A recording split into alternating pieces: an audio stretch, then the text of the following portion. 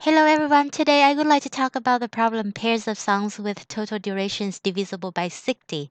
Look, the number of the problem is even in binary. 1010. In decimal it means 10. By the way, that's just a fun fact. So the problem is you are given a list of songs where the I songs has a durations of time I seconds.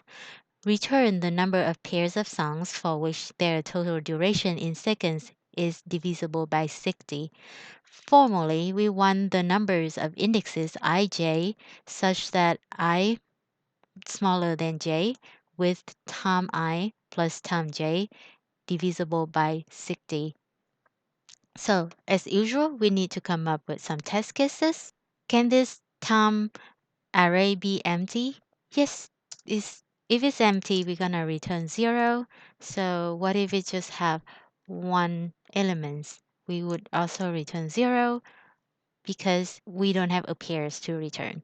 So the input just starts to be valid if it has more than one element. So it can have a song of 60 seconds and another song of 40 seconds, for example. So we would like to find a pair of songs that if you add the durations of the two songs together, the total time would be divisible by 60.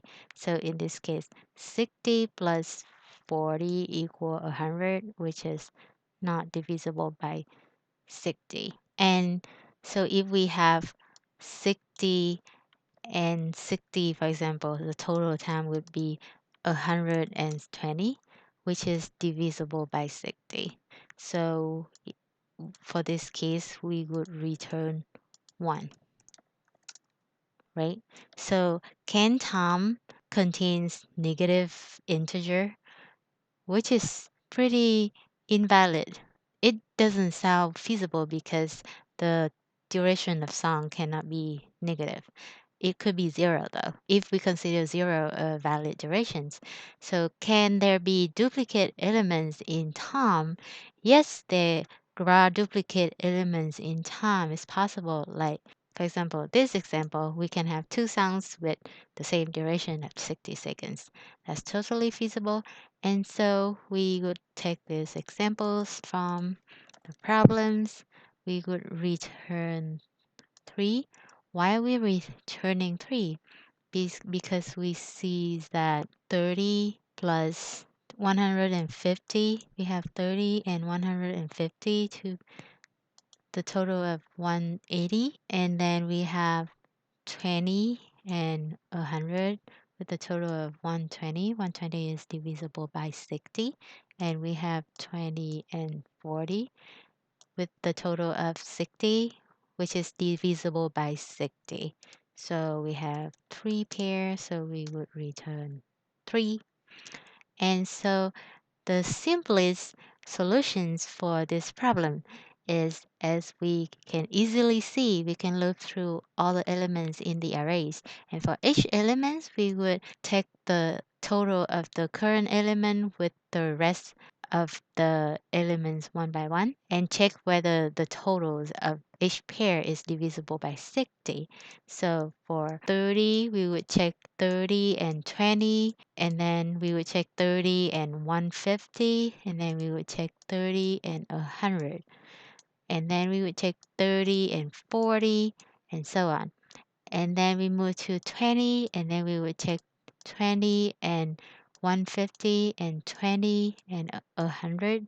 This solution will give us a runtime of big O of n squared, which is exponential. Now we can do better than n squared runtime with n is the number of total elements in the array. I couldn't think of this problem when I did my first online interview. So now, after a while, I finally understand how to solve this because I didn't have a concept of modular operation. What is a property of modular operation? Let's see. Whoa, that's not what I wanted it to be. Let's see through. And let's look at the property. Oh, I cannot write today. Property. And now let's choose yellow. Okay, so if we have A plus B mod 60 equals 0, this means that A mod 60 plus B mod 60, this whole sum here would equal 0. Now, what does this mean? In order for this sum to mod 60 equals 0, this sum has to be at least 60 or multiplication of 60. That's right. Or it could be 120, right? Or 180. However, we see that A mod 60 is a remainder of this operation. So let's look at another property. What is the property of remainder?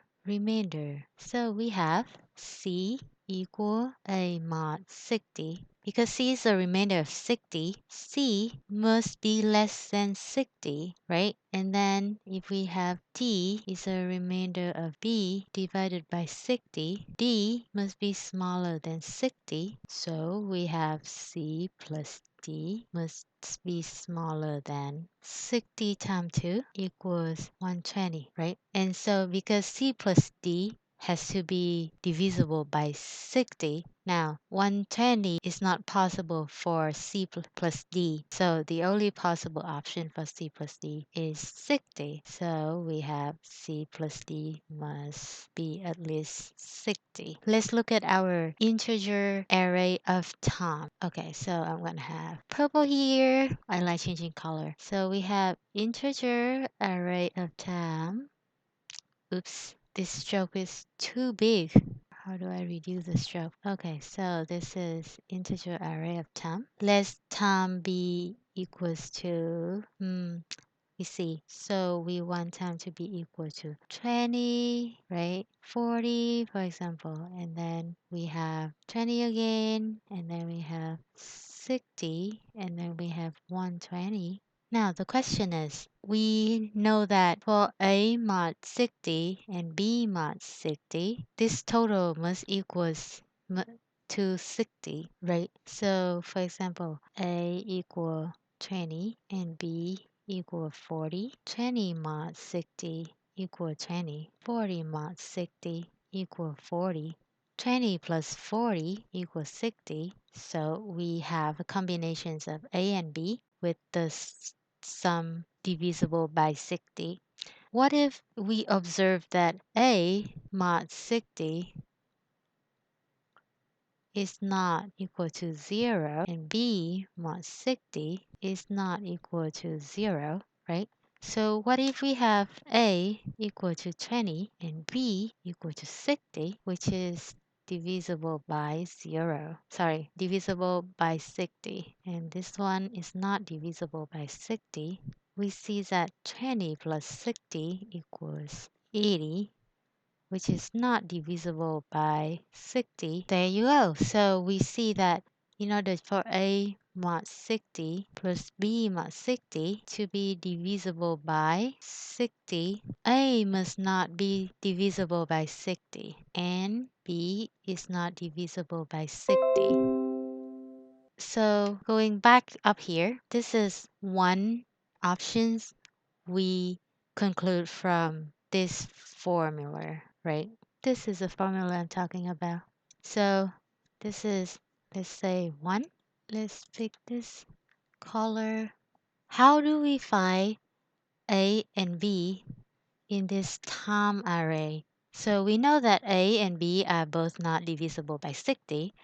So we would just go through each element of the time array, and then we see that, oh, 20 is not divisible by 60, so it must be possible that it could be A or B, right? And then after that, we can just find 20 divisible by 20 mod 60 equals to 20. So in order for B mod 60 plus A mod 60 equals to 60, we would have to find 40, right? And so we go to the next elements and we see that 40 mod 60 equal 40. And so we find a combinations of 20 and 40. And do we know what this problem is? this is, yes, that's right, a two-sum problem. Hooray! Oops, that's a bad line. There we go. So from 1, in order for a plus b mod 60 equal to 0, beside the first options, we also have what if a mod 60 equals 0. So we see in the above option that if a mod 60 equals 0 and b mod 60 is not equal to 0, we would have a sum that is not divisible by 60, which is not what we want. So we conclude that a mod 60 equals 0 and b mod 60 must also equal 0. So this is a pretty easy problem to solve. If we travel through the time array and find that 60 is a number that's divisible by 0, we would keep track of 60 and then we move on and then to find that 120 is also divisible by 60. So we have a pair that has a sum of value divisible by 60. That's how we solve the problems. So we know that in order to solve two sum, we need a hash map. And every time we see an element in the time array, we need to keep track of the number of remainders that occurs by dividing these elements by 60. So we can just have an array of remainder, and then this is 0, 1, 2 to 59. And every time we encounter a number, we will keep track of the remainder. So we have 20. We would have a remainder of 20 over here somewhere, right? So we would have 1, and then we go to 40, we would have a remainders of 40 over here would be equal to 1, right? And because 40, remainder of 40 plus remainder of 20 is 60, so we have a pair. Now, we need to update this pair before we update the count of the remainder. So for example, let's have another element 60 at the end of the time array. So we have the remainder of 60 divisible by 60 is 0.